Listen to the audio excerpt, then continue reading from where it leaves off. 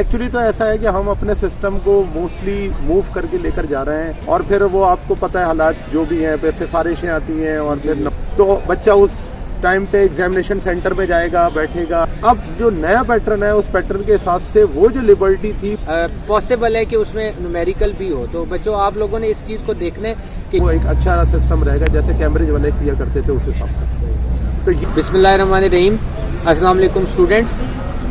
आज हम आपको थोड़ा सा फेडरल बोर्ड की 2024 के जो पेपर्स हैं HSSC और SSSC, इसके हवाले से थोड़ा सा गाइड करेंगे। कुछ कन्फ्यूजन्स हैं इसमें जो प्रैक्टिकल्स के हवाले से, और SLO तो ऑलरेडी चल रहा है, थोड़ा बहुत उसमें जो चेंजिंग आई है पेपर में वो, और उसके अलावा बाकी जो माइनर सी कुछ चेंजिंग्स हैं तो उस हवाले से प्रोफेसर नबील साहब हैं। हमने पहले भी एक वीडियो अपलोड की थी SLO पे डिटेल्स में, उसका भी आपको लिंक शेयर कर देंगे कमेंट सेक्शन में भी और डिस्क्रिप्शन में भी। तो अगर वो आप डिटेल से देखना चाहें तो वो भी देख सकते हैं। बाकी क्योंकि ये फेडरल बोर्ड में पेपर सेट भी करते हैं, हम दोनों IMCB H9 में प्रोफेसर हैं। तो नबील साहब से मैंने रिक्वेस्ट की है कि आप थोड़ा सा स्टूडेंट्स की कन्फ्यूजन को दूर करने के लिए इस हवाले से डिटेल से ब्रीफ करें कि क्या पॉलिसीज़ हैं और प्रैक्टिकल्स कैसे होंगे।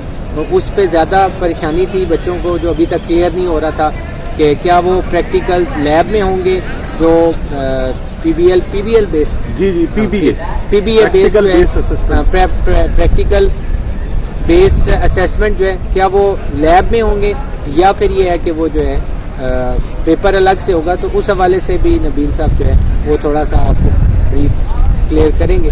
थैंक यू नबील साहब। सर ऐसा है ना कि सबसे ज़्यादा कन्फ्यूजन जो है वो टीचर्स को भी इवन और स्टूडेंट्स को भी, वो PBA के हवाले से। अच्छा। पाकिस्तान ये जो आपका है वो प्रैक्टिकल बेस्ड असेसमेंट। एक्चुअली तो ऐसा है कि हम अपने सिस्टम को मोस्टली मूव करके लेकर जा रहे हैं वो लेवल से, ये जो कैम्ब्रिज सिस्टम होता है उसकी तरफ। और उस कैम्ब्रिज सिस्टम के अंदर ये प्रोसेस पहले से चलता आ रहा है और फेडरल बोर्ड ने फर्स्ट टाइम तमाम पूरे पाकिस्तान में जो पहला बोर्ड है फेडरल बोर्ड जिसने ये काम स्टार्ट किया है कि वो प्रैक्टिकल बेस्ड असेसमेंट स्टार्ट करेगा। अच्छा भी एक स्टेप है, इनिशिएटिव अच्छा है। उसकी वजह ये है कि जो सिस्टम हमारा कन्वेंशनल चल रहा था उसके हिसाब से तो यही था कि प्रैक्टिकल लेने के लिए एक्सटर्नल आता था दूसरे कॉलेजेस से और फिर बच्चों को उस कॉलेज के अंदर जाके वो प्रैक्टिकल की एवोल्यूशन करता था। लेकिन प्रॉब्लम ये था कि एक तो इंस्ट्रूमेंट्स या अपरेटस मौजूद नहीं होते हमारे प्रैक्टिकल के लिए कॉलेजेस के अंदर, और फिर वो आपको पता है हालात जो भी हैं, फिर सिफारिशें आती हैं और फिर नंबर लग जाए एक्सेट्रा। तो उस काम को ख़त्म करने के लिए इन्होंने अब PBA का सिस्टम स्टार्ट किया जिसके मुताबिक इस साल से जो 10th और सेकेंड ईयर है, 10th और सेकेंड ईयर वालों के लिए जो सिस्टम है उसके अंदर चेंजेस सिर्फ इतनी है कि वो लोग प्रैक्टिकल कॉपी नहीं बनाएंगे, प्रैक्टिकल कॉपी के कोई नंबर नहीं है और ना ही उनका कोई वाइवा का बता दें कि अभी फाइनल किस डेट को फाइनलाइज हो चुका है। जी लास्ट मंथ ये जो वीक है उसके अंदर हमारी एक मीटिंग हुई थी फेडरल बोर्ड में, तो उसके अंदर ये बात जो है वो क्लियर हो गई है कि 10th और सेकेंड ईयर वालों का प्रैक्टिकल उसी तरह कन्वेंशनल होगा जिस तरह से कॉलेजेस के अंदर पहले होता था। सिर्फ और सिर्फ चेंजेस ये आई हैं कि उन्होंने प्रैक्टिकल कॉपी नहीं बनानी और उनका वाइवा भी एक्सटर्नल आके नहीं लेगा। अच्छा। उसके रिप्लेसमेंट में उनको कुछ क्वेश्चंस दिए जाएंगे, 3 या 4 क्वेश्चंस। उन क्वेश्चंस के आंसर उन्होंने उन्हीं आंसर शीट्स पे लिख देना है जिस पे वो प्रैक्टिकल अपने अटेम्प्ट करेंगे और वो प्रैक्टिकल जमा हो जाएगा। इस तरह से वो आपका पेपर जो है वो कंडक्ट हो जाएगा। लेकिन एग्जामिनर एक्सटर्नल आएगा ज़रूर, लेकिन वो आपसे ना तो वाइवा ले सकता है और ना ही आपसे प्रैक्टिकल कॉपी की डिमांड कर सकता है। ठीक है ना, ये प्रैक्टिकल कॉपी के भी बड़े इश्यूज थे, वो प्रैक्टिकल कॉपी एग्जामिनर ले जाते थे और फिर बच्चों के भी बड़े इश्यूज थे। तो इस वजह से इसका कोई काम नहीं है। हाँ, बच्चा अपने लिए कुछ अगर तैयारी के लिए प्रैक्टिकल कॉपी बनाना चाहता है अपने लिए बना ले, जैसे वो थ्योरी के लिए अपनी कोई नोट्स बनाता है तो इस तरह से वो कर ले, लेकिन उसके अलावा ज़रूरत उसकी नहीं है। अच्छा, दूसरी चीज़ जो है इसके अंदर वो ये है कि जो 9th और फर्स्ट ईयर है, जी 9th और फर्स्ट ईयर के लिए इसी साल से न्यू पैटर्न अप्लाई हो जाएगा और वो है ये जो मीटिंग के अंदर डिसाइड हुआ है और उसके अंदर ये कहा गया है कि जिस तरह से आपके एग्जाम्स की डेट आएगी कि फॉर एग्जांपल आपकी एग्जाम्स की डेट है, फिजिक्स का पेपर है फलां तारीख को, तो बच्चा उस टाइम पे एग्जामिनेशन सेंटर में जाएगा, बैठेगा, आंसर शीट मिलेगी, क्वेश्चन पेपर मिलेगा, अटेम्प्ट करेगा। उसी तरह से प्रैक्टिकल का भी एक पेपर होगा जो डेट शीट में मेंशन होगा और उस डेट पर वो बच्चा वहां जाकर उस पेपर को अटेम्प्ट करेगा, उसी क्वेश्चन पेपर दिया जाएगा, आंसर शीट दी जाएगी, अटेम्प्ट कर और वो उसे सबमिट करा। ये आपको कंफ्यूजन क्लियर हो जाएगी ना कि लैब में नहीं जाना होगा, यानी आपका उसी एग्जामिनेशन सेंटर में और उसी तरह से पेपर है।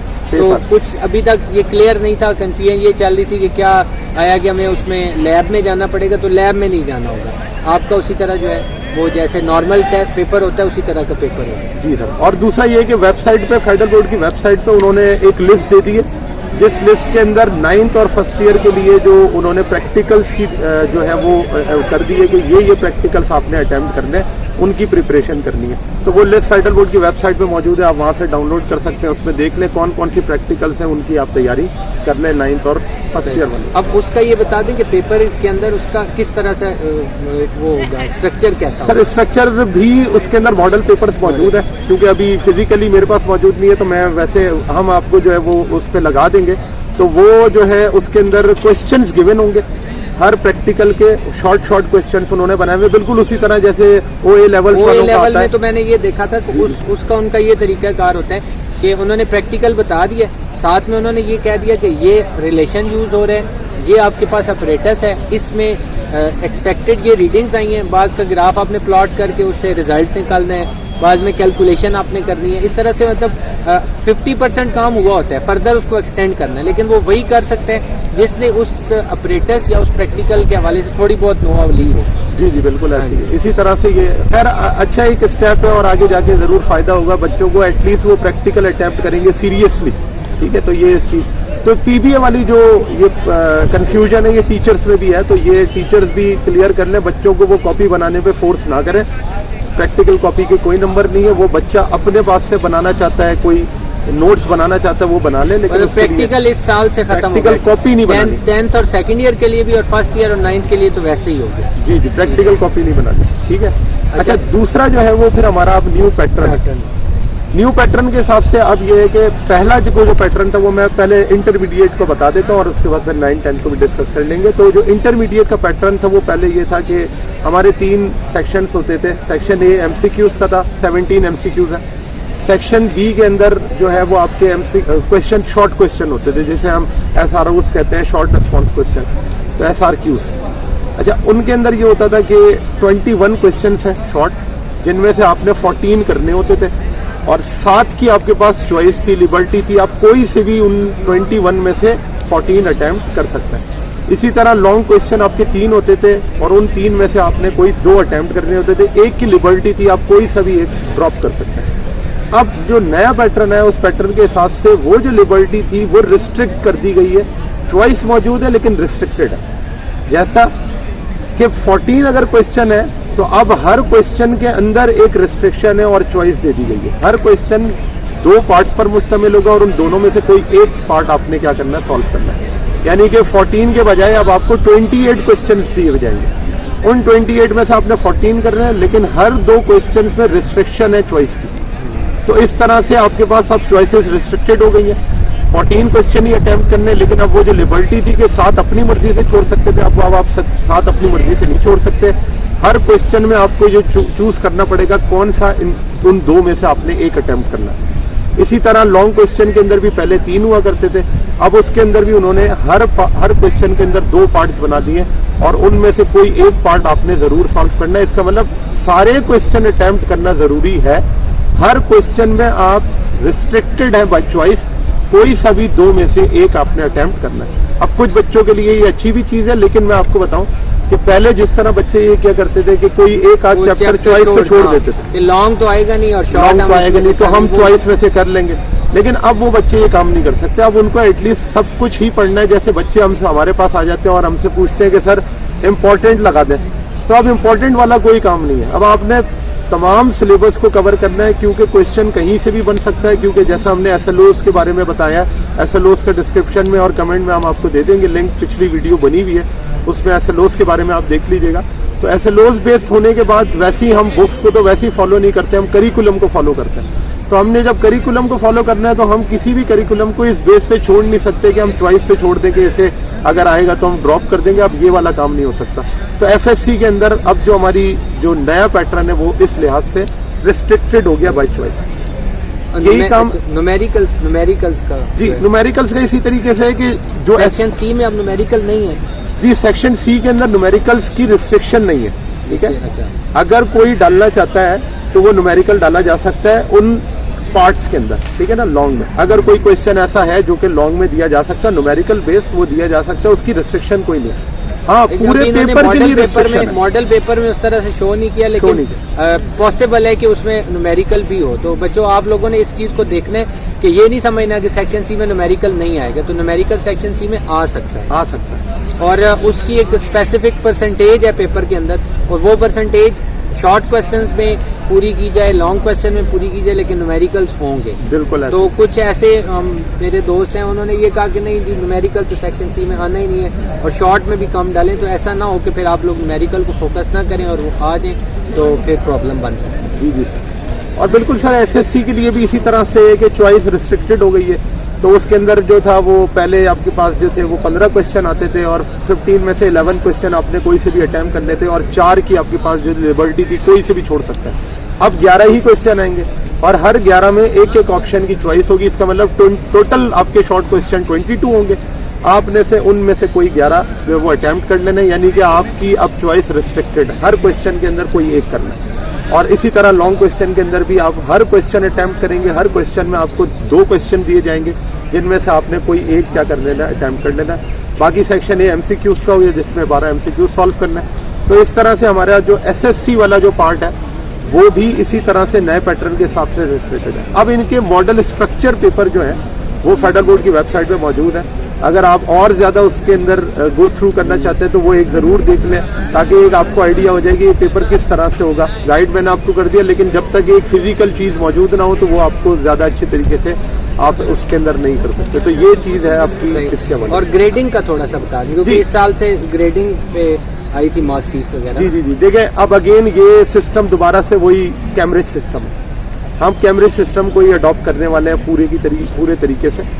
पहले तो ये तो था, हम एब्सोल्यूट मार्किंग सिस्टम पे जाते थे। एब्सोल्यूट मार्किंग में ये था कि हम नंबर्स की गेम करते थे। 1100 में से किस बच्चे के 1050 हैं, 1051 है, इस तरह से।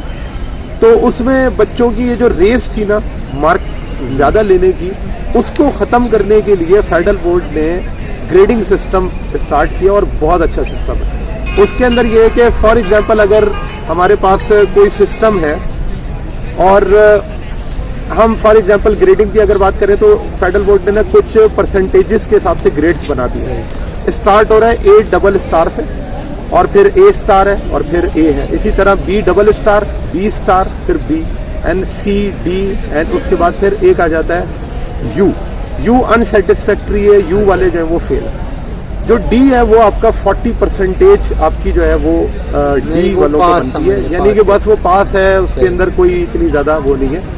तो इसके अंदर ये है कि अब बच्चों को इस साल जो 10th और सेकेंड ईयर है, जिनका रिजल्ट इस साल आएगा, उनको तो एब्सोल्यूट मार्क्स भी दिए जाएंगे, साथ में ग्रेडिंग भी होगी, साथ में CGPA भी उनका लिखा हुआ होगा। लेकिन जो 9th और फर्स्ट ईयर का आएगा, उनके सिर्फ ग्रेडिंग्स का कॉन्सेप्ट उन्होंने लॉन्च किया, एब्सोल्यूट मार्किंग खत्म कर। उससे फायदा ये होगा कि अगर for example A double star की बात करें तो A डबल स्टार की परसेंटेज 95 से लेकर और 99% तक इस तरह से है। तो अब किसी बच्चे की अगर 95 आई है उसको भी A डबल स्टार है, किसी की 96 आई है वो भी A डबल स्टार है। तो इस तरह बच्चों की जो ये वाली गेम है कि वो उसके नंबर ज़्यादा आ गए मुझसे, तो ये थोड़ा सा स्ट्रेस में रहते हैं, तो वो सब चीज़ें जो है वो अब ख़त्म हो जाएंगी।